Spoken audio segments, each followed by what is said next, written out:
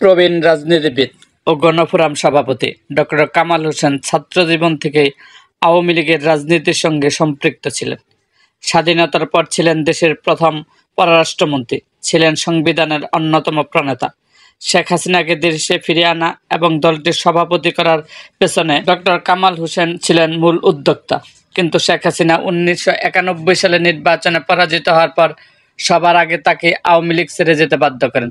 শুধু ডক্টর কামাল হোসেন একা নয়, আওয়ামী লীগের অনেক প্রবীণ নবীন নেতাকে শেখ হাসিনার প্রতিহিংসার শিকার হয়ে করুণ পরিণতি মেনে নিতে হয়েছে। এ প্রসঙ্গে ডক্টর কামাল হোসেন বলেন, আওয়ামী লীগের এই পরিণতির জন্য এককভাবে শেখ হাসিনাই দায়ী। তিনি ত্যাগী এবং পরীক্ষিত নেতাকর্মীদের উপেক্ষা করেছেন, অবমূল্যায়ন করতেন, অপমান অপদস্থ করতেন, দলের পরিপাটতন্ত্র প্রতিষ্ঠা করেছিলেন। আওয়ামী লীগে শেখ হাসিনার কথাই ছিল শেষ কথা, তার কথাই ছিল আইন। তিনি নিজেকে রাজা ভাবতেন আর দেশের মানুষকে ভাবতেন প্রজা। ভিন্ন মত একেবারে সহ্য করতে পারতেন না শেখ হাসিনা, আর এ কারণে তাকে এভাবে চোরের মতো পালাতে হয়েছে। শুধু ডক্টর কামাল হোসেন একা নয়, আওয়ামী লীগের অনেক প্রবীণ নবীন নেতাকে শেখ হাসিনার প্রতিহিংসার শিকার হয়ে করুণ পরিণতি মেনে নিতে হয়েছে।